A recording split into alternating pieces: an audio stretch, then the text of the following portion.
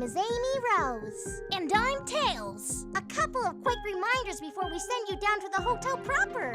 Cyberpunk Jordan is supported via Patreon. Supporting it helps the channel and nets you some sweet rewards. It's not like I already wired the money from your bank account anyway. Oh, Tails. What a kidder. You aren't serious, right? Sure, Amy. Anyway, link is in the description. You sound like every basic YouTuber out there. That's it! Get over here, you two-tailed brat! You ruined a perfectly good intro!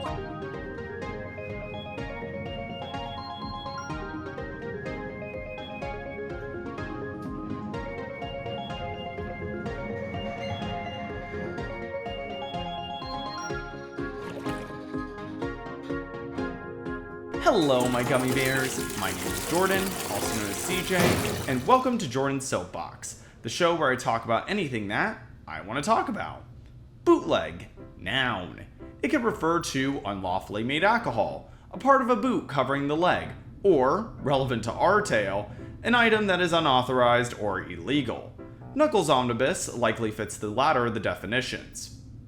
But it makes me wish this was the alcoholic kind of bootleg. If you're new to the never-ending dumpster fire that is Ken Penders, count yourself blessed. But for those who are new here, Penders is a former writer and artist for Archie Comics' Sonic the Hedgehog series of comics. Some of his work was excellent, and some of it was freaking awful. After being essentially kicked from the comic in 2005, he decided to copyright the characters he claimed to own. One lawsuit and an inconclusive result later, it would take Penders more than a decade to release the Larissu Chronicles Beginnings in 2024, which included allegedly legally dubious reprints and likely the worst story he's ever done. This is a TLDR version, and I encourage you to get caught up with the official Ken Penders Saga playlist to understand the whole story. Regardless, after releasing Chronicles, you'd think he would have gotten the memo by now. Alas, Penders is releasing more collections under his Mobian Adventure Series label. I don't even know what to say to that. Enter Knuckles' Omnibus. Knuckles' Omnibus is a collection of several Knuckles-related stories from Sonic the Hedgehog, the Knuckles The Dark Legion miniseries, the Knuckles miniseries, and some specials. The collection itself has a cover featuring Knuckles, of course, if you pre-ordered the variant edition. The standard cover is this thing. I would say this would be an attempt to avoid copyright issues, but Penders literally has Knuckles on the variant edition he sold and inside the book itself. Penders doesn't own Knuckles, so if you were wanting to avoid Sega's wrath, why on earth would you sell a variant with Knuckles on it? If that wasn't the case, why have the weird cover at all? On the back, there are quotes from a random Sonic Stadium contributor and someone else that will be a little more important later. It's of decent physical quality, which isn't saying much, for a collection costing $120.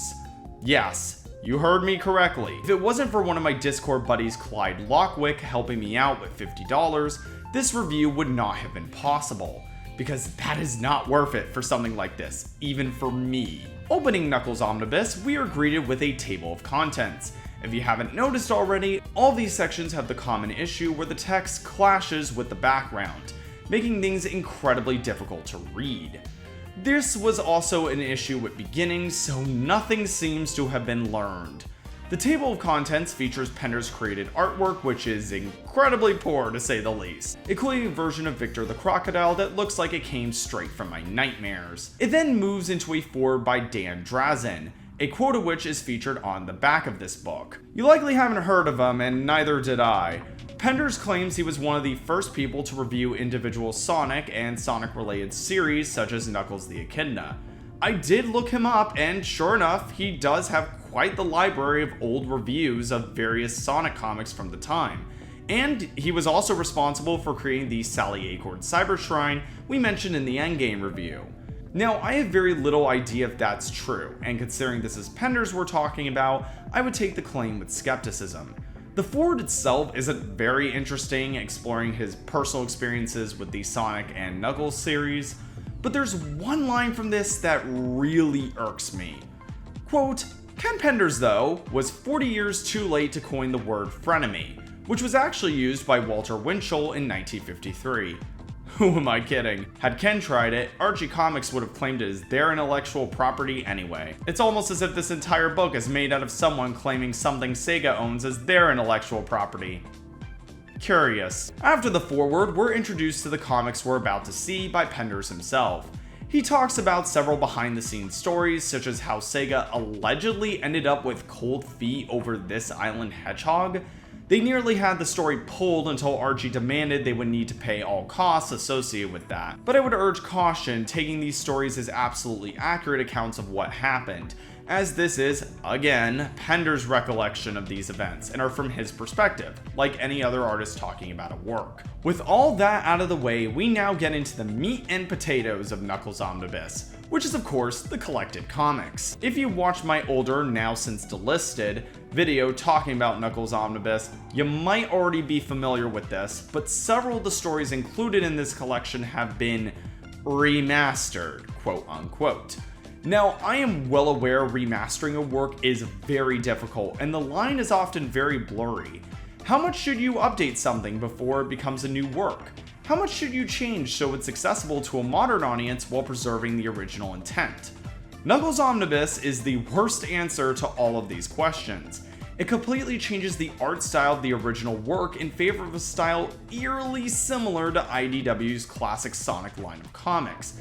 In fact, that similarity was apparently intentional. Folks, it's time to introduce the one, the only, my anonymous source. They were gracious enough to return for this dive and detail a lot of the behind the scenes information with Knuckles Omnibus. Regarding the aforementioned similarities, he mentioned publicly and to me that some of the original color work wasn't up to standard.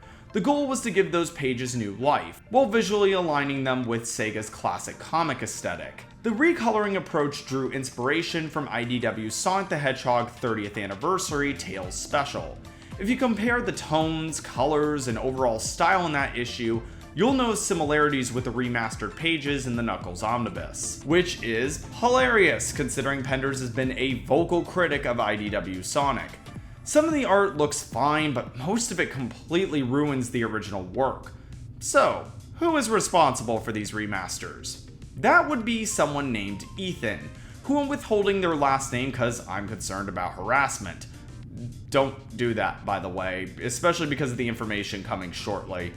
According to my anonymous source, Ethan was chosen allegedly due to Penders wanting lower costs and a fast turnaround. This fast turnaround was due to a short production time. My source claims it was 6 to 7 months, compared to the 2 years of the Larasu Chronicles, and time constraints due to having San Diego Comic-Con 2025 as a deadline. Ethan was relatively new to coloring, and he did, quote, an impressive job given the pressure and short notice. So, how were these remasters even completed? Because while some of the original line work has survived, not all of it has, due to either it being unavailable or Penders himself selling most of his collection. Instead, my source claims it was an interesting combination. Some of the line art came from Archie's Sonic Legacy series, which reprinted older Sonic issues in black and white to compete in the Marvel DC graphic novel market. Most of the Sonic side line art Ethan used came from these releases. If my source is correct on this, that's a legal disaster waiting to happen, because that wasn't your work, Ken. I'm pretty sure you didn't have permission, let alone to use it as a basis for your own collection. However, it does seem that not all of the issues were done this way. So for most of it, Ethan had to scan his own comics, remove the colors, upscale them, and then recolor or touch them up. So, is the entire book like this? Nope! For some inexplicable reason, some of the issues retain their original artwork, such as Knuckles' Chaotix. It makes these remasters even worse when you compare them to the issues and specials that don't have it in the same book. My anonymous source has an explanation alleging why this discrepancy between comics exists. Yes, not all pages or issues were remastered, and that decision came down to a few key factors. One major factor was Ken Penders' personal preference. He selected which pages he felt needed remastering, primarily those he believed didn't look good originally, particularly in terms of coloring. To make matters worse, allegedly like last time, the scans used in Knuckles Omnibus were not Penders' own work.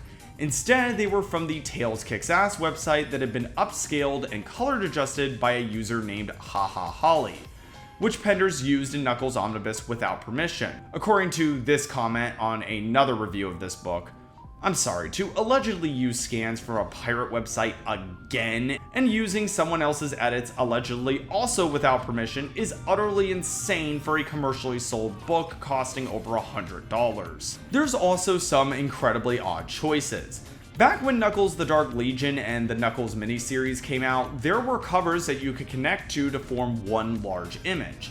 That is retained in Knuckles Omnibus, but for some reason the following pages are printed on the back of it. I also noticed there was strange artifacting on the covers, which apparently had to do with the usage of AI. My source alleges this was done using gigapixel AI. Now, for the record, I don't think there's anything inherently wrong with this, since this was simply upscaling an image and not using generative AI to create whatever this abomination would be. Get that thing off my screen. The final results were less than impressive. There are bonus features included such as advertisements, concept sketches, a list of folks unfortunate enough to have worked on this comic in some capacity, and a list of folks even more unfortunate to buy the thing. Hey, wait a minute, that's Brutal Moose. Ian, what are you doing here? We leave with an advertisement of the soon-to-be-released Scott Shaw's Sonic Days. Scott Shaw's Sonic Days is a similar collection to Knuckles Omnibus, featuring work done by artist Scott Shaw. It also is similar that the remastering is the same, which looks terrible. It's currently scheduled to start pre-orders in early August 2025, and yes, I bought one. Because there is no escape for me. And that was the Knuckles Omnibus. Before I conclude, I wanted to bring up something. A quote from Ken Penders. FIP, Floating Island Productions, will never publish any work without offering creator compensation. We won't release artists' collections where a company profits off a creator's name without compensating the creator listed in the title of the book, unlike other publishers. That could be true in regards to paying creators, but paying its staff is entirely another thing. I was supposed to work on his next book, Scott Shaw's Sonic Days, but was dropped via email, quote, to cut costs, unquote. Frankly, I don't buy that. Ken only paid me $200 for 9 months of work on Knuckles Omnibus. That's 0.73 cents per day.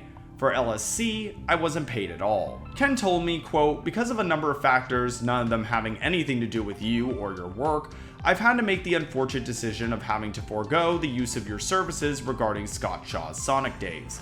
Pre-orders covered a lot of the upfront costs, but not all.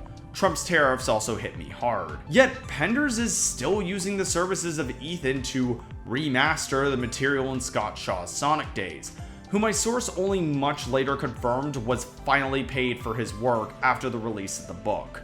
The sobering reality of the Knuckles Omnibus is that it's a bootleg.